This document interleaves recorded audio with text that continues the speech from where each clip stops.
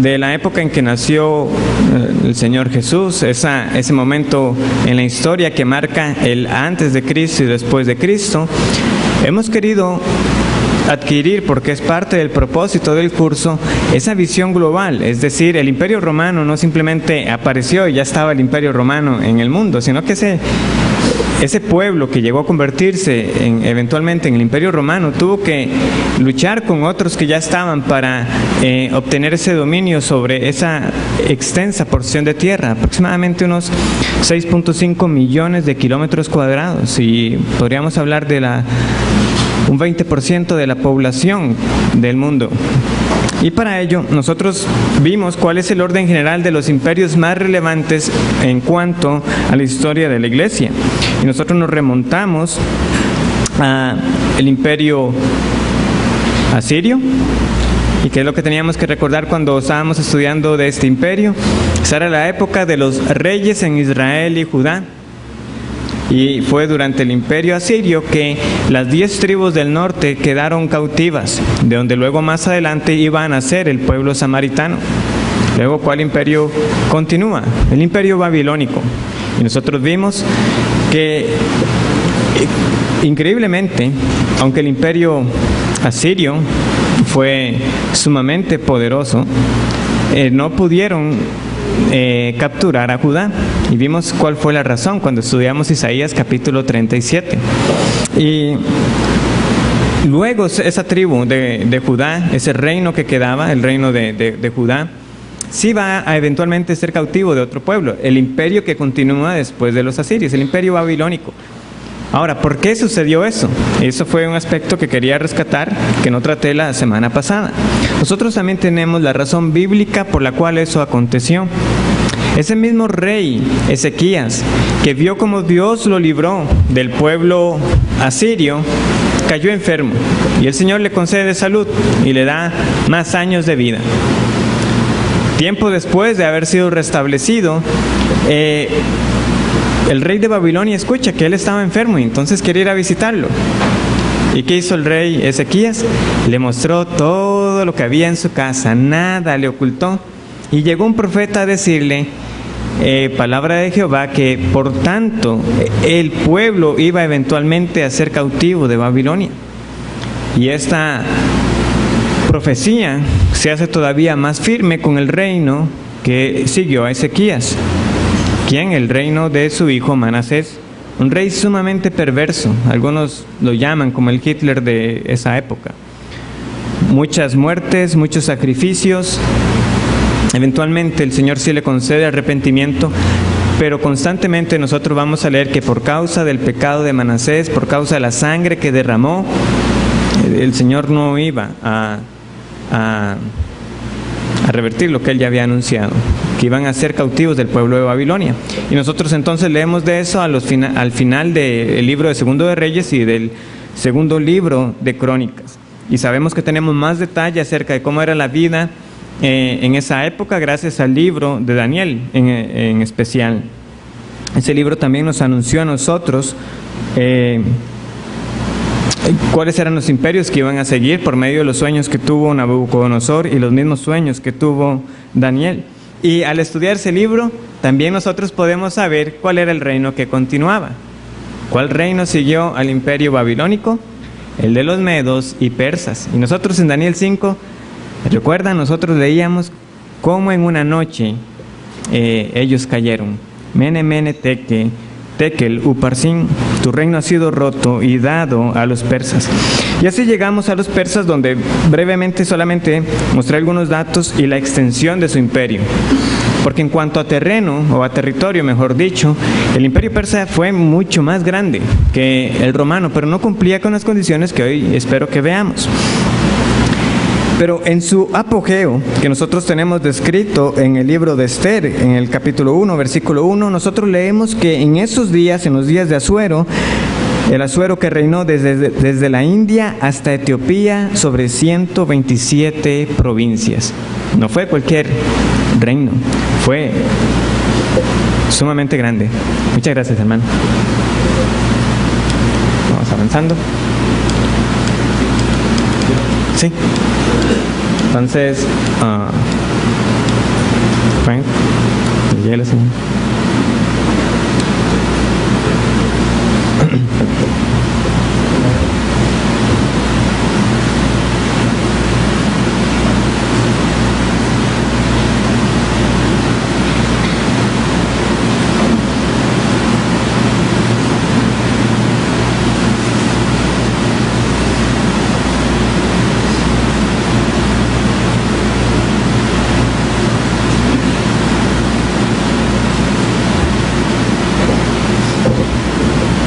Bien, eso fue lo de las consideraciones acerca de los distintos periodos que nosotros tenemos, hasta que ya entramos a lo de los imperios. Teníamos el mapa del imperio asirio, cómo fue en su apogeo, cómo tenemos el imperio babilónico y toda la extensión que llegó a abarcar. Y finalmente, entonces, ahora sí, estamos en el imperio medo y persa. A pesar de este tamaño, como les decía, y las condiciones que se dieron, porque este imperio en cierto sentido mostró una tolerancia hacia los pueblos.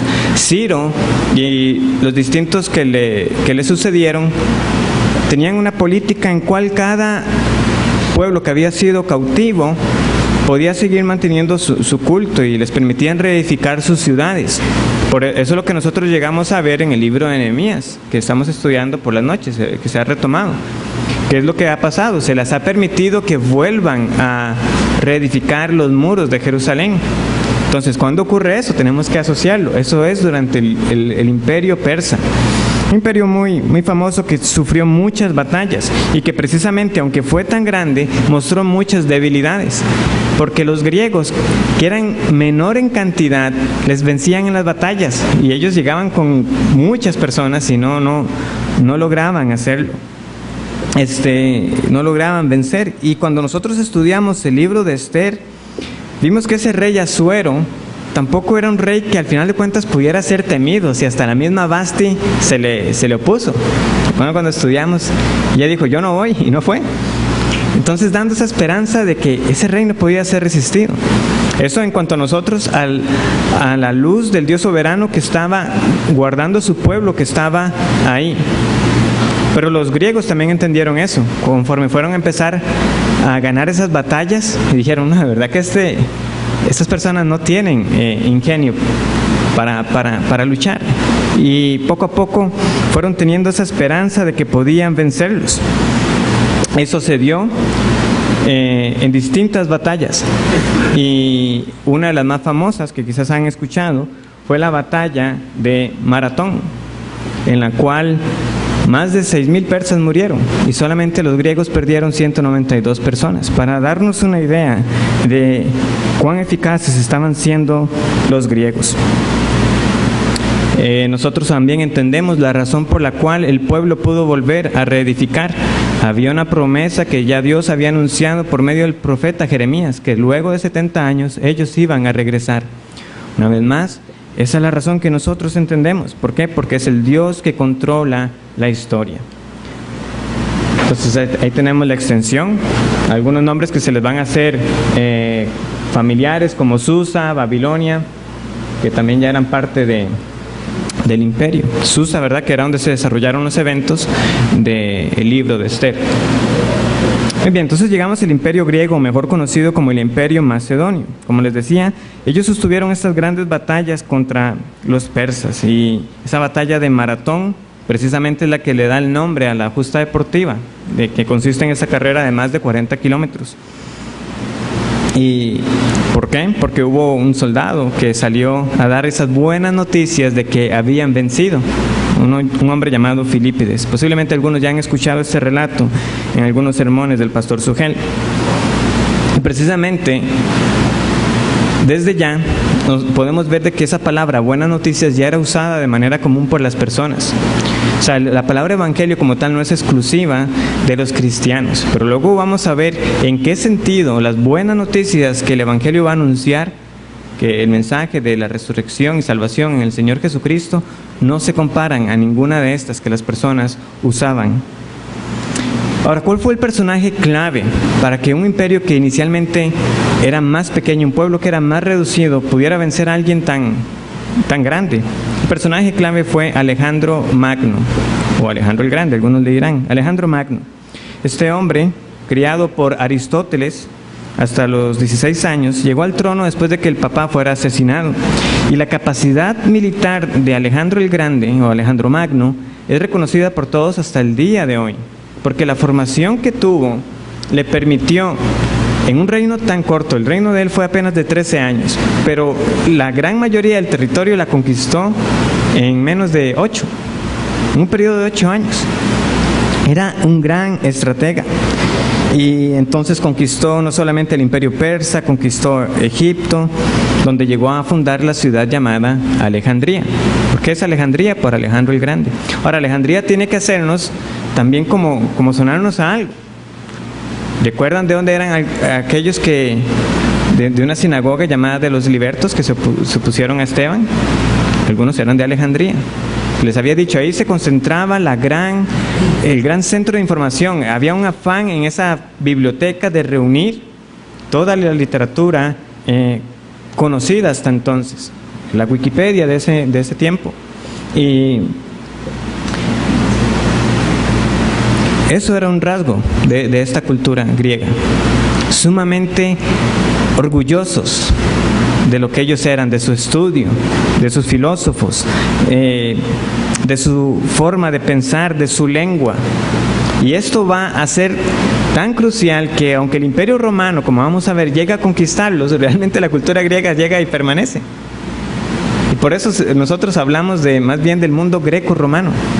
Sí, era Roma el imperio, pero la cultura dominante era la griega. Se jactaban. Y no solamente eso, es que a los romanos también les gustaba. Aunque ellos hablaban latín, el griego llegó a permearlo todo. Y luego vamos a ver las implicaciones que esto tuvo. Ahora, ¿qué sucedió? Aunque Alejandro Magno fue un estratega y un rey sumamente brillante, no dejó heredero. Él murió muy joven también. Y entonces los generales que él tenía a su cargo son los que empiezan una serie de batallas por repartirse lo que él ahora ya había conquistado. Entonces ese imperio macedonio se viene como a dividir. Dos nombres que son los más comunes de los generales que llegaron a tener como mayor fuerza fueron los Ptolomeos y los Seleucos, o los Seleucidas, pueden leer también en algunos otros libros. Ahora, ¿por qué es esto relevante? Bueno, porque en general los descendientes o los seguidores de esos generales empezaron a conquistar todo, pero hubo un fragmento de tierra que volvió a ser la manzana de la discordia. ¿Cuál fue? Palestina, la tierra de Palestina. Ahí tenemos un mapa de cómo lucía Macedonia en su momento más alto. Ahí en rojo podemos ver cuál es la fuerza que estaba creciendo, la romana. Siempre recuerden la forma de bota de Italia. Ahí está. Entonces, para que se puedan ubicar un poco con el mapa. Ahora, ahí está un mapa de lo que era el relieve de Palestina, una tierra que no es tanto porque fuera sumamente fértil o sumamente rica para la agricultura, aunque algo se podía cosechar. El asunto, más que todo, es la posición estratégica que esta tierra siempre ha ocupado como de paso, ¿verdad? Para el comercio como tal. Y que viene a ser relevante en estos días, ¿verdad? Con los enfrentamientos que han habido nuevamente con Israel. Ahora, no solamente fue el hecho de que Alejandro Magno conquistara mucha tierra, es que lo de él era más que simplemente conquistar y hacer un imperio extenso. No, es que había una ideología política de fondo. Él quería un imperio que fuera unido, unificado. Él quería que la cultura griega permeara todo. Y eso es lo que da pie, y en especial con los generales que le sucedieron, al helenismo. Es decir, esta ideología de que cada pueblo conquistado tenía que adoptar la cultura griega. Por eso cuando los romanos vienen a conquistar, ya muchos de estos pueblos ya habían adoptado el griego, ya habían adoptado mucho del pensamiento predominante de los filósofos de de esta cultura. Entonces, Roma, que ya había nacido como pueblo años antes, algunos habrán escuchado la famosa leyenda de Rómulo y Remo, que fueron criados por una loba y demás, más una leyenda, pero son los que llegan entonces a dominar. Y aquí yo no voy a entrar en detalles en cuanto ya a este imperio, porque vamos a verlos ya de forma puntual en el tiempo que nace el Señor Jesús, nada más como para saber que este fue el imperio que siguió. Pero hay algo que debemos notar entonces. Podemos ver que desde siglos atrás ya el pueblo judío hace tiempo que había dejado de ser libre. O sea, hubo unos que ya habían caído producto del imperio asirio, luego llega el babilónico, luego llegan los persas, llegan los griegos y ahora llegan los romanos. Y ellos no eran ninguna nación independiente. Y cuando el Señor Jesucristo los confronta diciéndole que la verdad los hará libres, ¿cuáles fueron las palabras de ellos? Juan 8:33.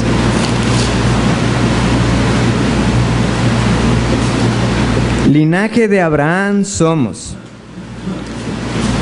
y jamás hemos sido esclavos de nadie. ¿Cómo dices tú, seréis libres? ¿Cómo dices tú, seréis libres? Completamente olvidando o ignorando la historia. No es cierto. Ellos no eran libres. Hace mucho tiempo que habían dejado de serlo. Ahora el Señor no les discute eso y Él quiere llegar a la raíz del asunto. ¿Qué es lo que el Señor les dice? De cierto os digo que todo aquel que hace pecado, esclavo es del pecado.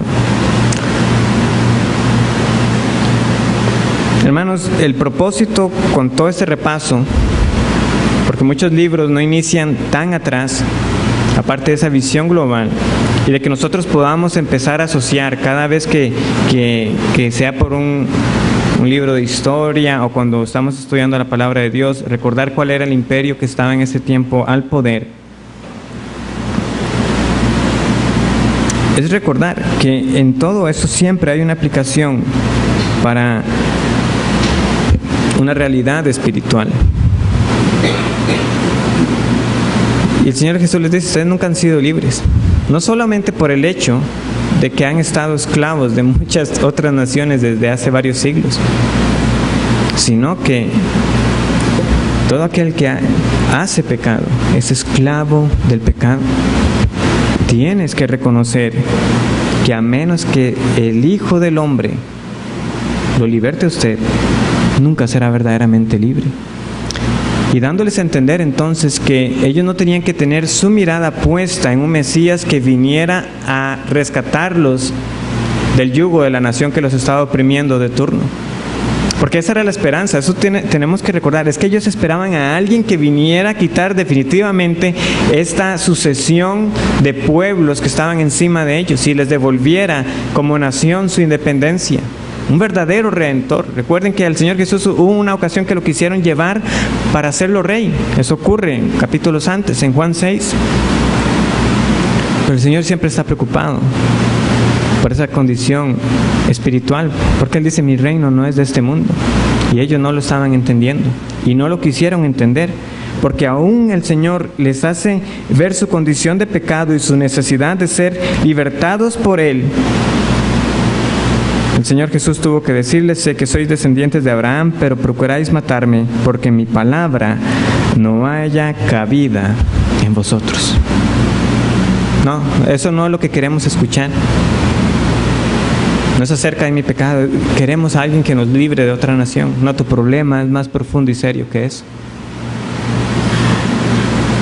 Y de la misma manera, puede ser el patrón de vida de muchos acá.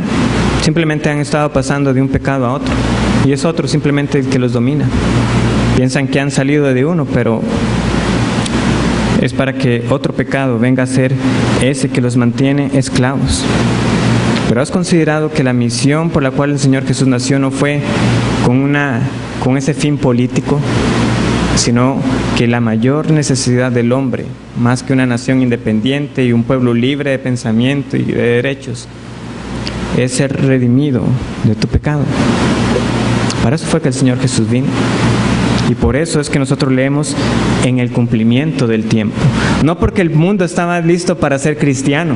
No fue que en el cumplimiento del tiempo fue la mejor época porque las personas estaban en la mejor disposición para ahora sí creer en el Señor. No, pero ese fue el tiempo determinado de antemano por Dios para que el Mesías viniera a obrar la redención. Pero no porque el mundo en sí estuviera esperando con ansias que viniera ese Mesías a redimirlos de una vida de pecado. Porque como nos dice Juan, en este capítulo, estos versículos que memorizamos antes, ¿qué es lo que nos dice? Que a los suyos vino y los suyos no recibieron. Ahora que el mundo estaba con los brazos abiertos esperando a este Mesías. Pero esto segundo, la redención de nuestra vida de pecado es muchísimo mejor que cualquier esperanza política que nosotros podamos albergar. Y ahí tenemos entonces nada más un dibujo en cuanto... Bueno, ahí no están... Ahí la computadora no está de nuestro lado. Entonces, ese era un mapa de cómo lucía el Imperio Romano. Entonces, hemos ya alcanzado ese punto en el cual todas esas circunstancias se vienen a unir. Es decir, tenemos a un imperio macedonio que ya ha sucumbido, pero que su cultura permanece. Tenemos un imperio romano que está alcanzando su punto más alto. Y tenemos a los judíos que en medio de todo eso también se oponían a la intención helenista que los romanos habían continuado. ¿Por qué? Porque este helenismo no era solamente unificar en cuanto a la lengua, en cuanto a un sistema político, también abarcaba a los dioses de cada nación. Entonces, ¿qué fue lo que hicieron los romanos? Continuando con esta ideología que Alejandro Magno se había planteado. Cuando llegaban a cada nación, era como hacer como un inventario de los dioses que habían. Y entonces decían, bueno, su Dios ustedes lo llaman de esta manera y tiene estos atributos. Bueno, nosotros ya tenemos, es el mismo Dios. Y si no había alguno que coincidiera, simplemente se añadía al panteón, es decir, al templo de todos los dioses. Y de esta manera los pueblos podían sentir de que no estaban siendo avasallados, de que estaban siendo quitados de su identidad.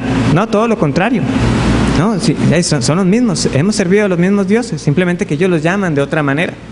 Pero entonces vienen a encontrar con los judíos algo totalmente que no podían explicarse. ¿Por qué es que se aferran tanto a esa idea de un único Dios?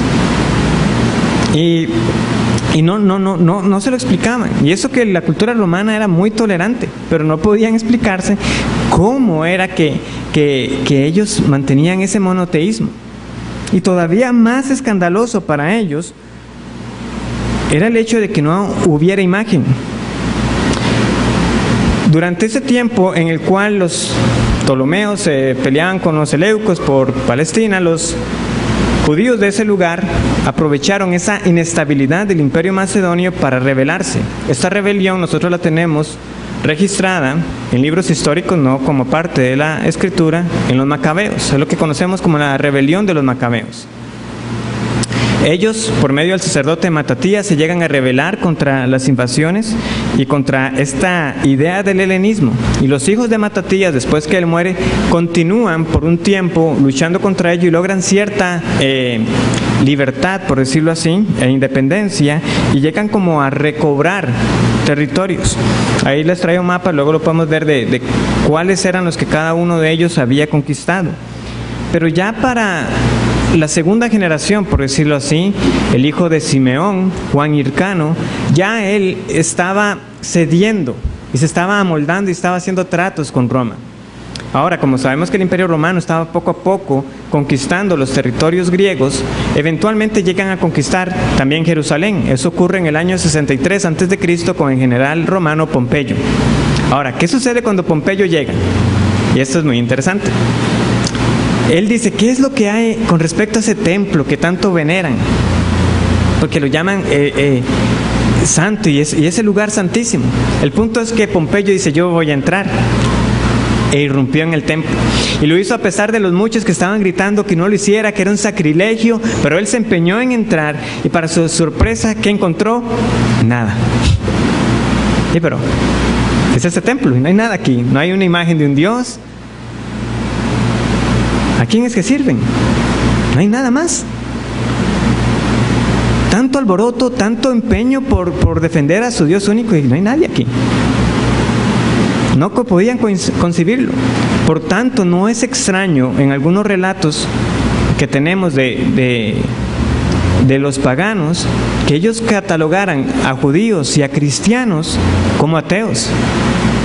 Los ateos de la época eran los judíos y los cristianos, porque ellos no sirven a nadie. O sea, no hay una imagen, no hay una estatua, no hay nada. No, son realmente ateos, más bien. Eso era lo que ellos pensaban. Entonces, como solución para permitirles vivir en esa condición monoteísta, se llegan a imponer impuestos al pueblo judío. Finalmente, como les decía, entonces Pompeyo viene, conquista y ya arrasa con todo, y tanto judíos como macedonios y sirios, todos los que habitaban ahí, llegan a ser ahora parte del imperio romano. El último de los macabeos que estaba en esa época era Aristóbulo II. Eventualmente los romanos, como con esta política que tenían de tolerancia y de que los pueblos no se sintieran totalmente oprimidos, sino que era bueno ser parte del imperio, llegan a restituir a Herodes, o lo llegan a denominar más bien como emperador de esa tierra. Herodes fue declarado entonces rey de Judea alrededor del año 40 antes de Cristo. Y ya tiene que entonces también recordarnos quién gobernaba cuando el Señor Jesús nació: Herodes. Y ya llegamos entonces a ese punto.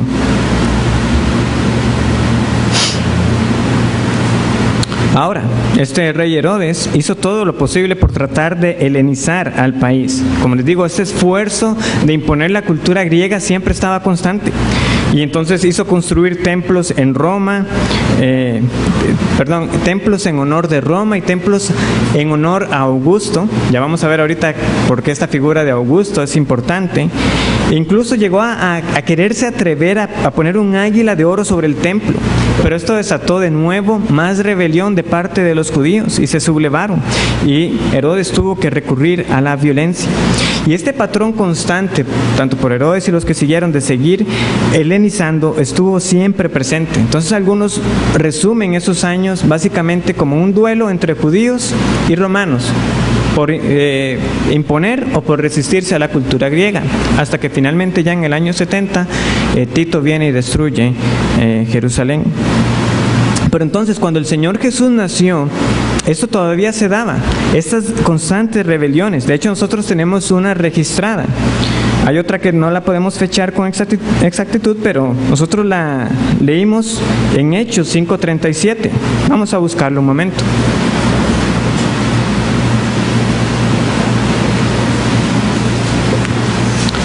¿Recuerdan? Pedro y Juan están predicando, hay personas que los están escuchando, hay toda una multitud, y viene un doctor de la ley llamado Gamaliel a dar un consejo muy prudente, diciendo: demos tiempo, porque no es la primera vez que vemos un grupo de personas que estén siguiendo a otros.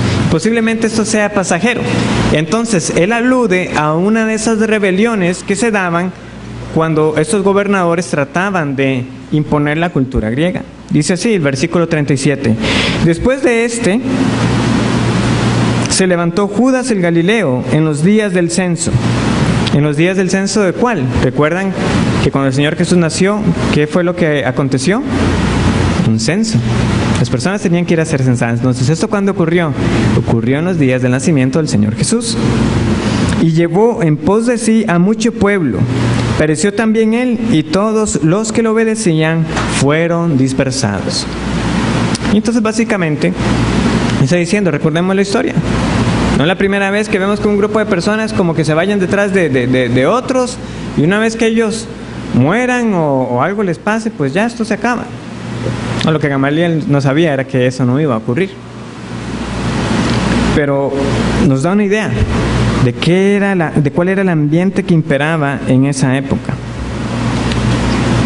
Ahora, alguien dice, Ronnie, bueno, pero si usted me dice que estamos con un imperio que estaba buscando imponer una cultura, con un ambiente totalmente sincretista, es decir, que mezclaba de todas las religiones y de todas ellas hacía una. ¿Cómo es que esa época pudo ser favorable a la proclamación del Evangelio? ¿Cómo es que pudo ser? Bueno, cuando nosotros vemos que ciertamente habían obstáculos, también habían cosas que favorecieron, y vamos a ver ambas. Pero vamos a iniciar con aquello que favoreció a la proclamación del Evangelio en los días del Señor Jesús y de la iglesia primitiva. Y básicamente tenemos que ver tres elementos. En primer lugar tenemos la paz romana, tenemos la cultura griega como tal y la religión judía. Esas tres tuvieron elementos que sí más bien fueron para favorecer, Entonces, en primer lugar tenemos la paz romana, o en latín, que ustedes lo pueden ver escrito, la Pax Romana, P-A-X Romana. Y ese fue un periodo de más de 200 años en los cuales hubo relativa calma. Y todos los historiadores coinciden que eso fue casi un milagro. ¿Por qué? ¿Qué es lo que nosotros hemos estado viendo en este patrón de un imperio a otro? Batalla tras batalla, viendo quién tenía el dominio, o yo buscando luchar para que no me conquisten. Entonces no había paz. Recuerden desde cuando estábamos viendo en los días de David, que era en el periodo en que los reyes salen a la guerra. Es que estaba ya como programado, por decirlo así, que si soy rey y tengo una nación, yo tengo que estar peleando constantemente y estar haciendo guerra. Pero venimos ahora al Imperio Romano y por 200 años no hay amenaza de un pueblo que venga a invadir, o de la necesidad de ir y hacerle una guerra a otro pueblo. ¿Cómo es que esto se llegó a dar? ¿Cómo es que un imperio tan grande pudo garantizar tal seguridad y tranquilidad a sus ciudadanos? Bueno, eso no ocurrió tampoco de la noche a la mañana. Aunque Roma estaba conquistando a muchos pueblos, en sí misma, en Roma habían muchos conflictos internos. Y habían constantes traiciones, y habían asesinatos, personas que no mantenían su palabra o su fidelidad al que estaba gobernando de turno. Y entonces, como les dije, bueno, Pompeyo era uno de ellos, Julio César también llegó a ser otro de esos emperadores que destacó, que fue asesinado por Bruto y por Casio. Y todo este ambiente, ¿verdad?, de constante inestabilidad, hasta que en el año 31 básicamente habían dos bandos. Estaba Octavio por un lado, o el que mejor vamos a conocer como César Augusto, y por el otro lado estaba Marco Antonio, el que estaba casado con Cleopatra. Entonces ya les puede sonar quizás más conocido. Cuando Octavio vence a Marco Antonio, ya no hay más necesidad de conflicto civil interno de Roma. Entonces ya no solamente tienen un gran territorio abarcado, sino que a nivel interno también han alcanzado estabilidad, y eso es lo que viene a favorecer ese inicio de lo que conocemos como la paz romana. Y para que nos demos una idea de lo que eso representaba para las personas que ya estaban en un cierto sentido marcadas por más de 100 años de constante guerra a lo interno, que a Augusto o a Octavio le llegaron a llamar el Salvador del mundo. El Salvador del mundo. Ese fue un título que le confirieron a Augusto. Y así la gente estaba agradecida. De hecho, hay un autor que comparte la siguiente inscripción, que tiene fecha del año 6 a.C. y que registra una elegía o algo escrito en la tumba, o alguien que ha muerto. La elegía de un esposo que acaba de enviudar. Y entonces en eso que él escribe, no solamente dice que fueron 41 años de feliz matrimonio, que hablando de sus hijos y de las virtudes de su esposa, sino que rinde tributo a Augusto y al Imperio Romano por ese periodo de paz. Vean las palabras de él. Y tanto así estaba asociado con Augusto que se le llamó también la Pax Augusta. Dice: fue desde la pacificación del universo y la restauración de la República que, en gran medida, tiempos felices y tranquilos vinieron a nosotros. Podemos ver entonces cómo lo concibía un ciudadano común. Esto no es algo de ahora nosotros viéndolo en perspectiva, que no es que si comparamos a cómo era la época, definitivamente había paz. No, es que ellos estaban convencidos de que vivían periodos de paz y lo agradecían. Y Salvador del mundo, Augusto, el Grande. ¿Cómo logró esto Augusto? Bueno, lo hizo de tres maneras. La primera de ellas, mantuvo un gran control de las fronteras. Es decir, habían guarniciones, habían soldados preparados para la batalla en las fronteras, de manera que en aquellos lugares que él podía sospechar de que era más posible que un pueblo intentara invadir, eso estaba controlado.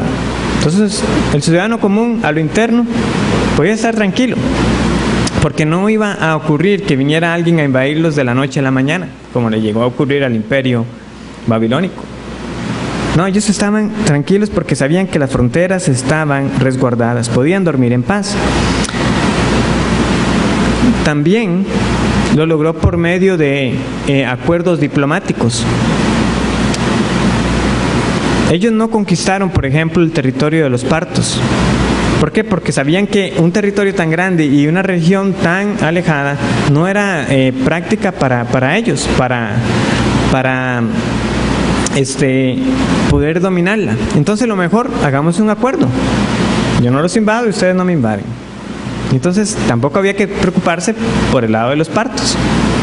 Finalmente, también la división del territorio a lo interno fue muy sabia. Él siempre fue el que mantuvo control de cada región, pero no en todos los lugares mantuvo militares o soldados en esa división. ¿Para qué? Para no levantar ninguna sospecha, las personas estaban tranquilas. Y también donde mantenía ese regimiento militar, era por aquella zona que si quisieran rebelarse, pues rápidamente pudieran ser controlados. Nadie podía llegar a levantar una sublevación contra el gobierno sin antes ser controlado a nivel local. Muy bien, entonces esas fueron básicamente las tres maneras en que Augusto logró mantener ese periodo de paz. Y ese era el gran sueño de Alejandro Magno. Bueno, ahí les traía como una foto muy famosa de Octavio. Ahora, no fue solamente el periodo de paz como tal. Hay algo que también se favoreció con este periodo de la paz romana, y fue el sistema de rutas o de las calzadas romanas. Bueno, la manera en que esas calzadas eran construidas, para poder decir que unas sobreviven hasta el día de hoy, pues le dice a uno que hay mucho que aprender de cómo hacer un buen camino.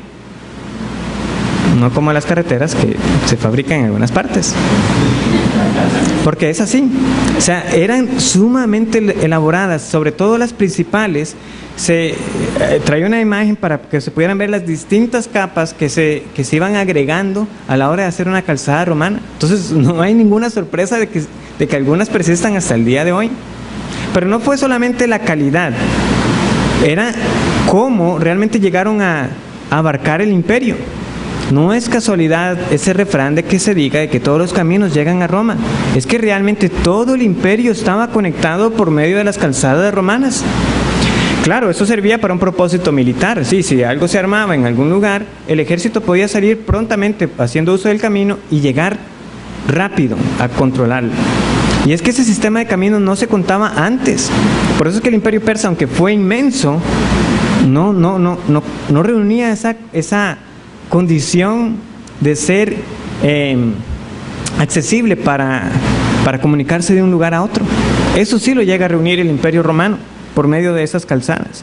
Y no solamente por el aspecto militar, sino también por un aspecto del comercio. Llegó a favorecer mucho el comercio. Si yo era mercader, yo podía ir a negociar de un lado a otro sabiendo que como ciudadano romano no me iban a estar pidiendo, por decirlo así, un pasaporte a cada lugar que yo llegaba. Yo ya era ciudadano romano. Ni me iban a estar cobrando un impuesto de aduanas porque el imperio era lo suficientemente grande y cada lugar que yo llegaba, pues como ciudadano romano yo podía llegar y comerciar con alguien más. Lo único era pagar un pequeño impuesto por tener tan buenas calles. Y claro que las personas lo daban. Y hay un registro de alguien que llegó a usar esos caminos y que viajó a Roma. Ahorita no estoy recordando de la ciudad desde donde él partía, al menos 72 veces. Y si lo contamos como ida y vuelta, digamos que entonces fue 36 veces a Roma, al menos. Entonces quiere decir que no solamente estaba comunicado, sino que, o sea, en cuestión de tiempo era razonable. Es decir, que voy para Roma y no llegaba, o sea, haciendo uso del camino que había. Y por supuesto, al ser tan sencillo estar transportándose de un lado a otro, eso llegó a propiciar que las distintas naciones se mezclaran entre sí y con eso poco a poco ir dando un sentido de homogeneidad como pueblos. O sea, ya no somos como, bueno, sí, nosotros somos el pueblo conquistado tal y ustedes el otro, no, sino como que cada vez más como una identidad como, no, somos todos romanos. Y todo eso gracias a los caminos. Este famoso mercader, ustedes lo pueden buscar como Flavio Seusis, 72 viajes a Roma. Ahora, el contar entonces con un método tan eficiente y seguro para viajar, porque entonces yo ya no tenía que temer ser asaltado en el camino, no, sino que estaba tan presente el contar con unos caminos tan buenos que nosotros no vemos mención de eso en los Hechos, por ejemplo. No se nos dice que gracias al gran camino con el que contábamos pudimos llegar pronto a tal lugar. No, es que las personas ya estaban acostumbradas a contar con ello, pero nosotros no podemos ignorar el factor tan importante que esas carreteras llegaron a representar, y es que desde el Imperio Romano, desde que el imperio cayó hasta nuestros días, hermanos, realmente formas de transporte tan eficientes es hasta nuestros días, con los que llegamos a contar. O sea, de poder hablar de carros producidos en serie, de aviones. Lo único que nosotros podemos tener en aquella época, cuando recordamos que Pablo abordaba barcos, ¿qué hacía usted con estar navegando de un lugar a otro si al final llegaba a un lugar en el cual era intransitable? Entonces tampoco en sí era solo un aspecto de contar con medios de transporte eficientes, es que el camino como tal era necesario. Y los cristianos dieron un uso máximo a este sistema de caminos. Y lo que un mercader hizo para obtener una ventaja económica, un cristiano lo hizo por causa del Evangelio. Hermanos, yo quiero concluir esta mañana diciendo esto, que de la misma manera nosotros estamos llamados a hacer uso de las incontables ventajas de nuestra época. No fue en esta época en la que el Señor Jesús nació, pero ahora nosotros contamos con otras ventajas que no estaban para aquel entonces. Ahora nosotros podemos usar la televisión, la radio, el internet, los celulares, y por no hablar de algunos medios que ya hasta nos parecen como más obsoletos, como hablar de un periódico físico impreso. Tenemos muchas maneras de nosotros poder distribuir el mensaje del Evangelio, y debemos entonces ser responsables con el uso que hacemos de ellos y de ver qué gran valor tienen para nosotros el saber de que nos facilitan en un sentido el poder esparcir el mensaje. Pero hay algo que no debemos olvidar. Esos mensajes del Evangelio no simplemente llegaron enviando cartas con un mensajero a otro. El mensaje y la gran comisión siempre ha sido algo que debe hacerse de persona a persona. La gran comisión sigue siendo encarnada, es decir, una persona en carne y hueso tratando con una persona en carne y hueso. Y si bien todos estos medios representan para nosotros grandes ventajas porque podemos simplemente con una publicación por internet alcanzar a muchas personas, no debemos olvidar que el hacer discípulos sigue siendo algo de persona en persona. Y es así, esa es la gran comisión que nos ha sido dada. Y para ello, de nuevo, nuestra esperanza entonces no está en los medios con los que ahora disponemos, los medios de transporte con los cuales podemos llegar ahora a un país en cuestión de horas por medio de un avión, sino que está en que el mensaje que predicamos es el mismo que ellos también y que sigue siendo poderoso para salvar a las personas el día de hoy. Quedan dos elementos, la cultura griega y la religión judía. Los veremos la próxima semana, Dios mediante. El Señor les bendiga.